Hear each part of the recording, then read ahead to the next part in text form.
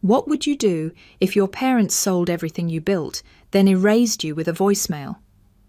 That night, my phone lit up at 11:48 p.m. It was from Dad. No text, just a voicemail. That alone was weird.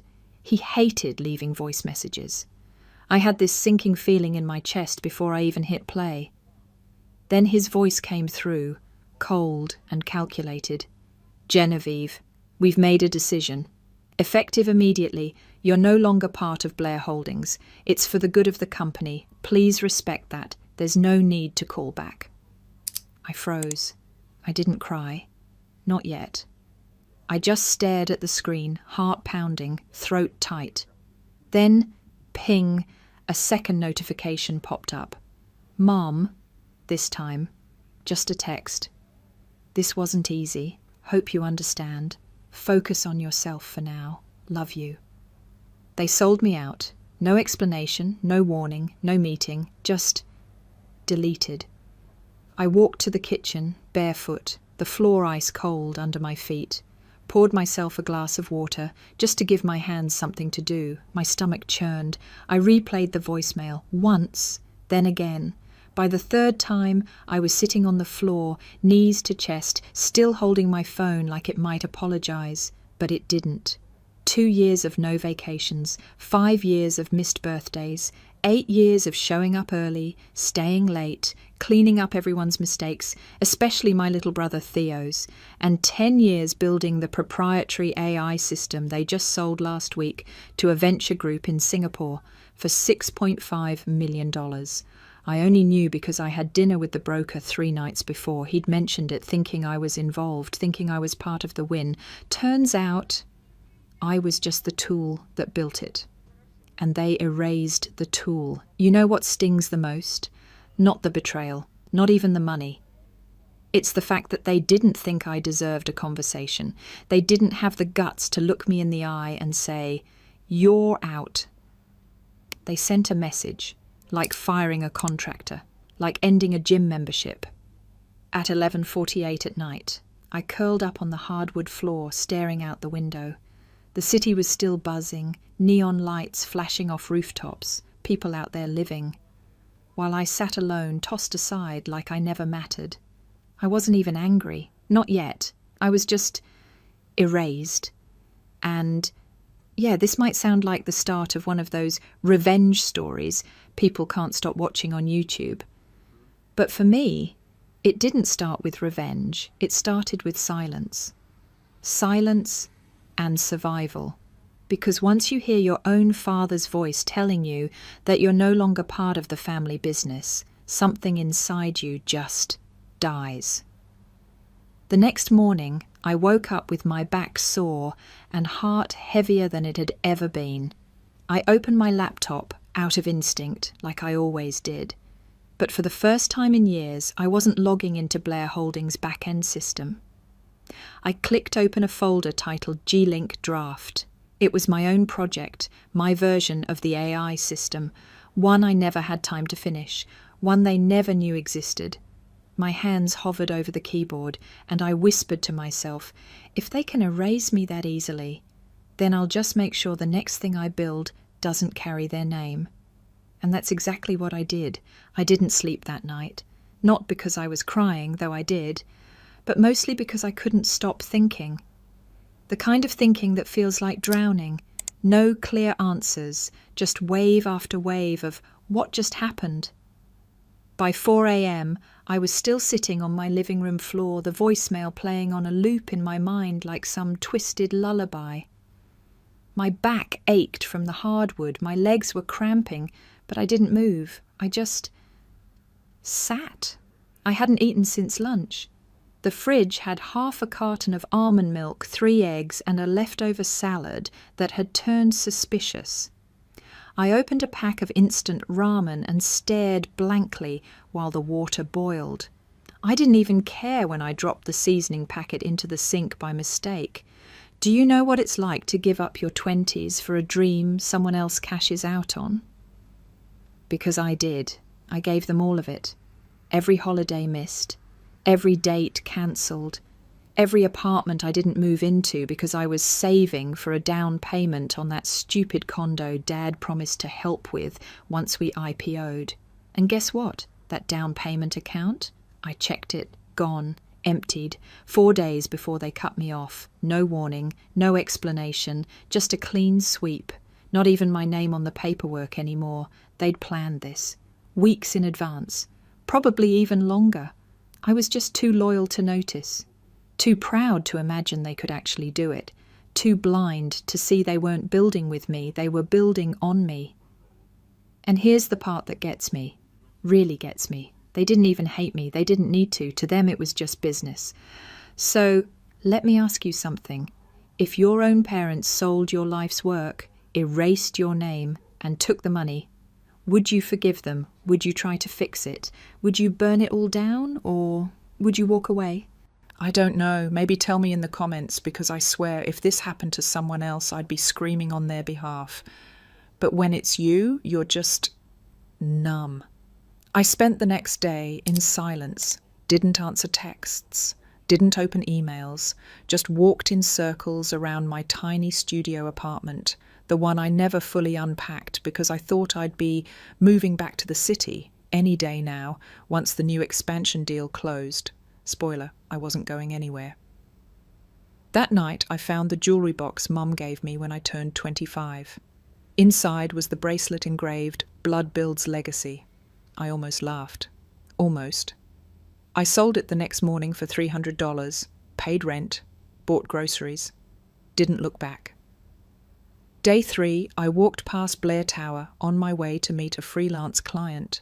Looked up at the logo, my last name, still shining in steel, not for long. Something inside me hardened that day, not into hate. Hate is messy.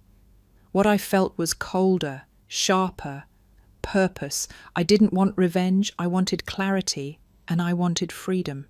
Freedom from them, from that name, from the idea that my value came from their approval. So, I went home, made a cup of tea, and opened my old laptop. The screen flickered like it was surprised to be touched again, and I clicked on the file that read G-Link Core Beta. My hands hovered, then landed, and I typed one line in the notes section. Start with the broken, rebuild from there. I didn't tell anyone what I was doing, not my friends, not the one co-worker who still texted me, not even Theo, though let's be honest, he probably wouldn't have noticed if I disappeared off the planet. Every day I worked a quiet, boring job, data cleanup for some small property analytics firm, no big pay, no business cards, no title. And every night, I built. From that creaky desk in my apartment, the one I'd found on Craigslist for $40, I pulled out my old laptop and opened the folder that still gave me chills. G-Link Core Beta. It was the version of the platform that they didn't want. Too experimental, too risky. Dad called it a waste of time the last time I mentioned it. But I knew it had legs. It could sync live data from tenant behaviour, market shifts, zoning laws, and even local permit trends, then predict value spikes 90 days ahead of time. And more than that, it was mine. No Blair stamped on the code, no family logo in the corner, just me. I couldn't afford fancy software licenses, so I coded most of it on open source stacks, drank too much instant coffee, and kept my curtains closed until the sun disappeared. Sometimes I didn't eat until 9 p.m, sometimes I forgot to. But every line of code felt like a brick, and I was building something no one could take away this time.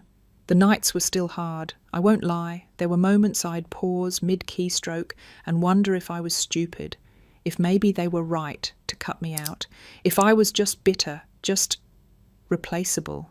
But then I'd remember that night, the voicemail, the text from Mom. I'd remember that they didn't even ask, they just took. That kind of betrayal, it either breaks you or it makes you work in a way no one sees coming. So I worked.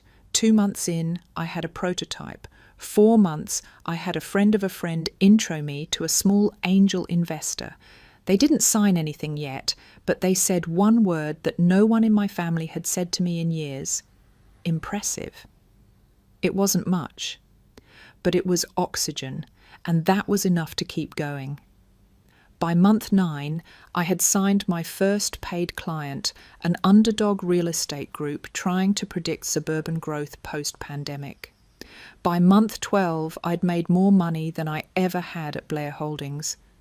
But I still didn't tell anyone, because I wasn't done, not even close. This wasn't about beating them. It was about proving to myself that I was never the weak link. I was the foundation they built everything on. And now I was laying my own, quietly, brick by brick. Because sometimes the loudest power is the kind that grows in silence. They thought I'd stay down. They thought I'd break, maybe run back, beg for an explanation, or quietly disappear. But I didn't. I didn't scream. I didn't post a dramatic essay online or confront anyone at the office. I didn't even tell my best friend what happened, not for a while. I just went quiet. Because here's the thing, when your whole life gets erased overnight, sometimes the loudest thing you can do is build something they'll never see coming.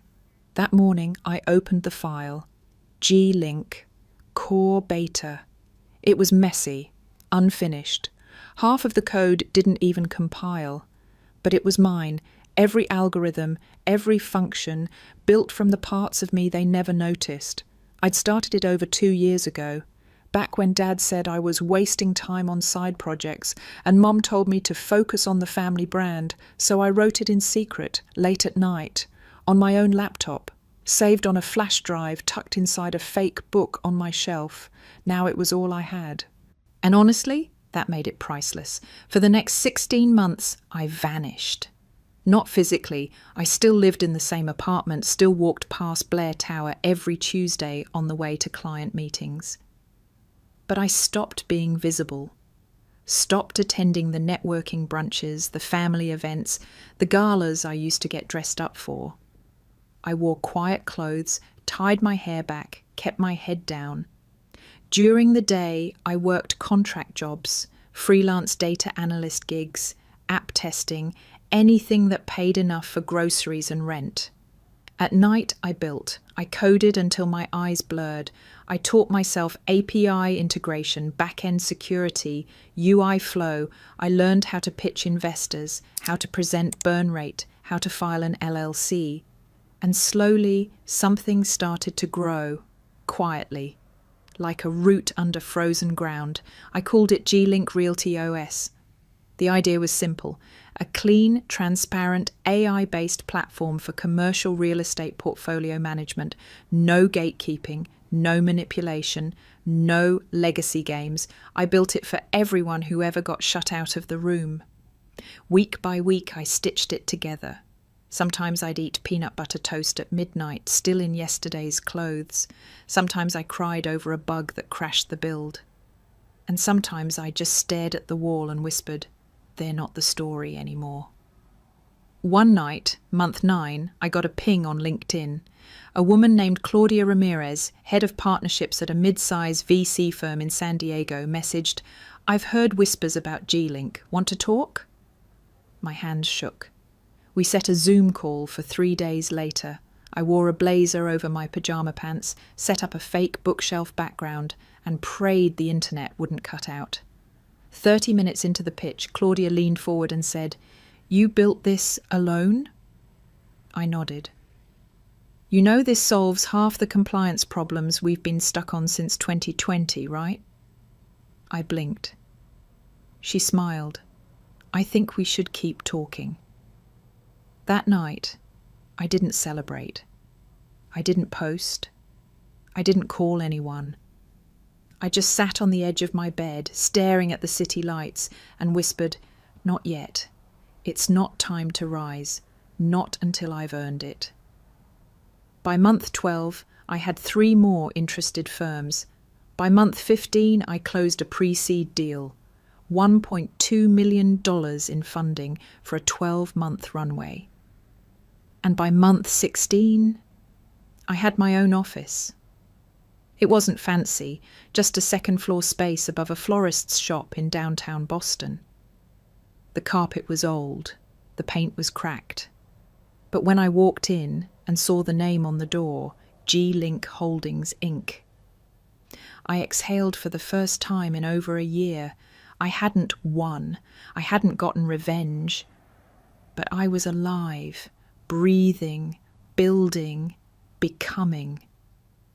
I wish I could say it healed everything, that I stopped missing them, stopped wishing, late at night, that maybe, just maybe, they'd call and say they were sorry, but they didn't, and I didn't wait. Because the only way out of the hole they left me in was to build a ladder myself. One line of code, one sleepless night, one step at a time. It had been 16 months since the voicemail, 16 months of silence. No birthday texts, no how are you calls, not even a passive-aggressive emoji from Mom. Then, one night, 10:11 p.m., my phone rang, not a number I recognized, but I knew the voice instantly. Theo. Gina? Hey, I know it's late. Listen, I wouldn't call unless it was serious. Dad's in trouble. IRS stuff. We really need you. Can you come to the family meeting tomorrow morning, please?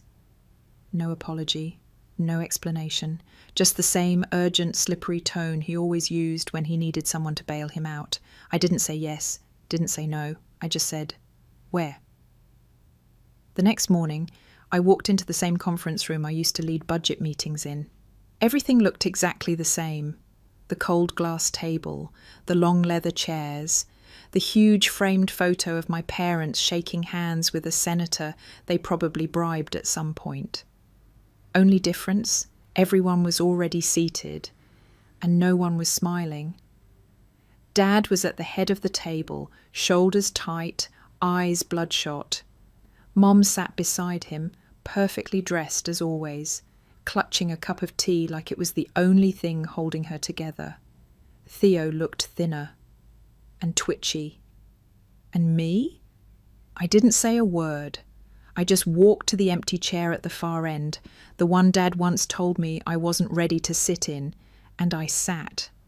The silence was so thick you could hear the hum of the AC. Theo cleared his throat.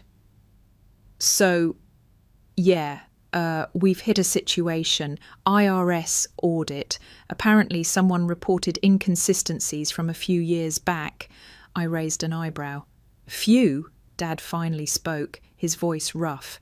They're looking back 7 years. I almost laughed. 7 years. 7 years of me patching holes in the books, fixing Theo's screw-ups, hiding off-record wire transfers Dad thought I didn't notice. 7 years of carrying a business they now realized they couldn't run without me. And now? Now they were drowning and begging the daughter they cut loose to throw them a life raft. You need my help? I asked quietly. They nodded. I leaned forward slightly. Why me? Theo's the one you trusted. Isn't this his job now? Dad's jaw tightened. You know the system better than anyone. I smiled faintly. Oh, I know. I built it. Another silence, deeper this time. Mum finally spoke, her voice small. Gina, this isn't the time for grudges. Grudges? I remember sleeping on the floor of my studio while you two sold my code and called it strategy. I remember eating dollar noodles for weeks because you drained my condo fund without a word. I remember hearing Dad's voice say, "Don't call back," like I was a temp assistant who got too clingy. Their eyes dropped. They had no defense, because it was all true. I'll help, I said slowly. But I have one condition. Theo leaned forward too quickly. Anything. I want full access to all books, all servers, past and present, no passwords, no redactions, everything. Dad hesitated. Why? I looked him straight in the eye. Because I don't clean messes for free anymore. I own what I clean. They exchanged glances, realizing I had them cornered, and they agreed. That night, I sat in my apartment, laptop open, combing through files like an archaeologist digging through decades of polished lies. At 1:04 a.m., I found it. Buried wire transfers, offshore trusts, shell corporations, $6.5 million, my system's sale money, channeled through Novolux Holdings, and from there into a trust account managed by Charles and Marianne Blair. Not Blair Holdings, not the board, not even Theo, just them. They hadn't kicked me out because of directional differences. They hadn't even kicked me out to protect Theo. They kicked me out to cut me out of the payout. Period. And they did it cleanly, legally, coldly. They didn't just forget about me. They planned my exit like it was a spreadsheet formula. They took the thing I built with 10 years of my life and cashed it in like a poker chip. And when it started to blow up in their faces, they called the chip back. I sat back in my chair, heart pounding, staring at the spreadsheet like it might blink first. And then I did something I hadn't done since the night I got that voicemail. I opened a new folder. Named it simply Rebuild. Inside, I dragged every file, every contract, every internal message, and saved a backup on a secure encrypted drive. And then I created a second folder, Insurance, because this time I wasn't going to be quiet, and I wasn't going to be loyal. I was going to be prepared, because the next time they underestimated me, I wouldn't walk back into their boardroom needing them. I'd walk in owning it. They had no idea I was watching them drown. After that family meeting, I gave them just enough help to stall the fire, gave the IRS what they needed, cleaned up 2 quarters of messy books, stabilized the investor panic, just enough so no one would smell smoke for a few weeks. Then I pulled back. Because the truth, I wasn't there to save them. I was there to watch them burn without me. 2 weeks later, I made the first move, a quiet one. I filed a formal offer to purchase 3 commercial properties under Blair Holdings. The Lincoln District high-rise, their Beacon Hill headquarters, and the Stonemount mixed-use development downtown. Combined market value, $62.4 million.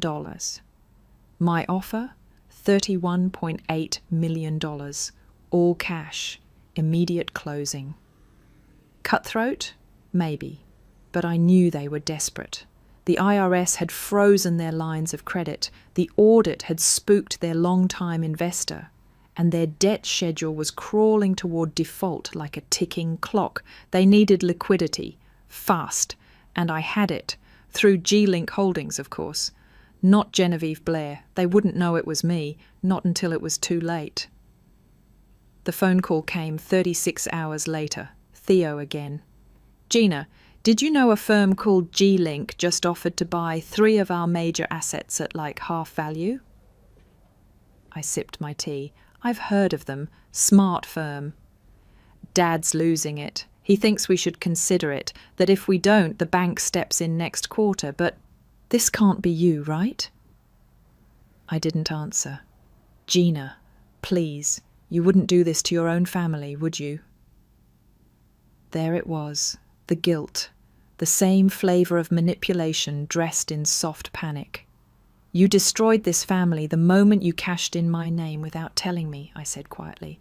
All I'm doing now is offering to buy what's left. Then I hung up. The next day, I walked back into that boardroom. This time, not in a blouse or pencil skirt. I wore power, navy pantsuit, minimal makeup, clean ponytail, not a hint of apology. The receptionist stuttered when she saw me.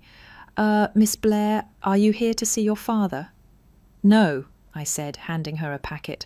I'm here for the acquisition meeting. Inside the conference room, the board sat in nervous silence. Most of them hadn't looked me in the eye since I was removed, Dad looked pale. Mum wore her pearls like armour. Theo looked like he hadn't slept. I dropped the file on the table. You have 48 hours to accept or decline the terms. If declined, we proceed with foreclosure and asset seizure under Clause 14C. Dad opened his mouth. You're bluffing. I slid a second folder across the table. Signed agreements, escrow documents, investor backing. Try me.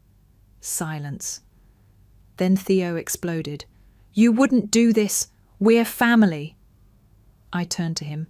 You made me family when it was convenient. You made me competition the moment you cut me out. He stood, fists clenched. You'll regret this, Gina. I stood too. I already did. Every night I cried myself to sleep thinking I lost everything. But now I see it clearly. You didn't take anything from me. You freed me. 47 hours later, they accepted. All 3 properties transferred to G-Link Holdings, including their beloved headquarters on Beacon Street. It was poetic in a way. I used to walk past that building like an orphan peering through the gates of her former home. Now, I owned the gates and everything behind them. I didn't celebrate, didn't post a smug selfie or toast champagne. I just stood in the empty top-floor corner office once known as Dad's command post and opened the blinds. The skyline looked different from up here, less intimidating, more mine. Later that week, a business article hit every major platform. Blair empire crumbles as tech startup quietly acquires its core assets. Gina Blair refuses comment. Investors applaud ruthless precision. I didn't need to comment. My silence said enough. Because this was never about revenge, it was about reclaiming the parts of me they thought were disposable and making them undeniable. That night I left the office at 9:23 p.m. A black town car waited outside. My driver opened the door. On the door panel were the gold-embossed letters, GBH Genevieve Blair Holdings. I slid into the back seat, shut the door softly, and for the first time in years, I smiled. Not because I'd won, but because they finally realized I was never the one who failed the family. They were the ones who failed me. And now they worked in buildings with my name on the deed. I didn't feel powerful when I bought their buildings. I didn't feel like a queen reclaiming her throne. I just felt still, like the part of me that had been running, crawling, bleeding for their love had finally sat down and gone quiet. It was never about the buildings. It wasn't even about the $6.5 million they took from me. It was about walking back into something that used to crush me and not feeling small anymore. That was the real win. 3 weeks after the acquisition, my inbox exploded. The story had gone viral. Disowned daughter buys back the empire that erased her.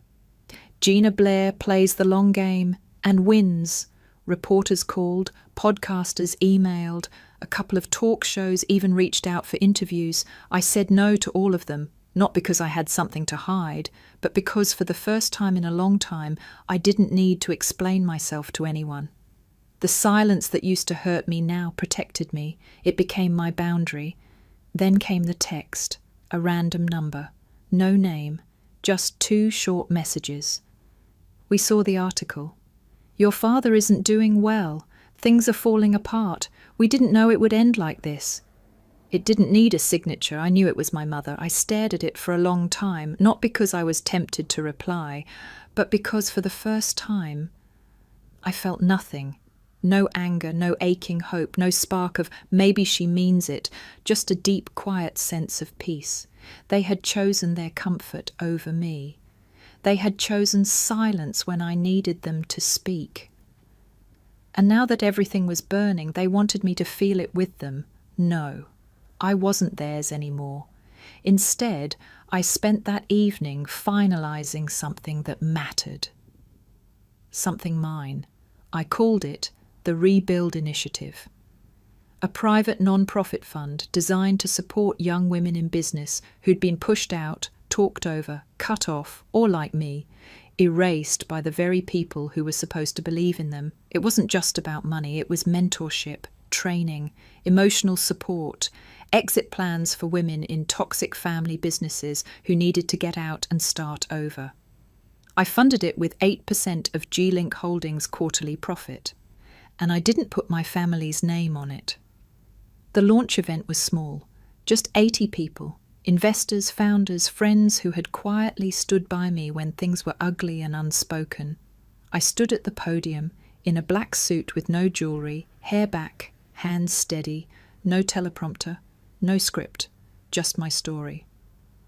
I was told once I didn't belong at the table, so I built a bigger one. I was told to be loyal to a legacy that had no room for me, so I wrote a new one. If you've ever been cut off, pushed aside, or told you were too much, too emotional, too inconvenient, let me say this: you are not too much. You were just in a room too small. The room went silent, then exploded in applause, but I didn't smile right away because I wasn't done. At the end of the night, I stepped outside. The air was cool, the city lights painting silver stripes on the pavement. That's when I saw him, Theo, leaning against a parked car, smaller than I remembered, eyes darker, shoulders slumped. He walked toward me, hands up. "Gina, I'm not here to fight." I didn't say anything. I didn't know you had this in you. I looked him in the eyes. "That's because you never bothered to look." He nodded slowly. "You won." I stepped closer. "No, I survived. You watched." He swallowed hard. "Is there any way back?" I didn't answer.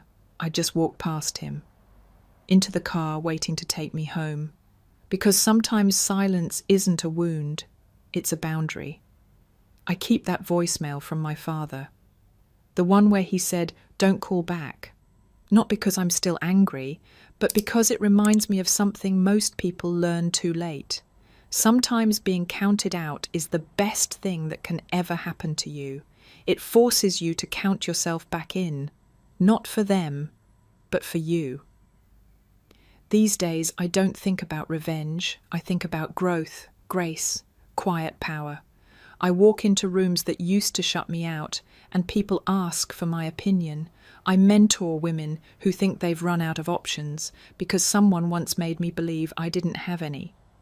And I wear my name again, not as a reminder of where I came from, but as proof of where I'm going. I didn't win, I didn't destroy anyone. I rebuilt. So let me ask you something. Have you ever been cut off by people who were supposed to protect you, erased without warning, told your voice didn't belong?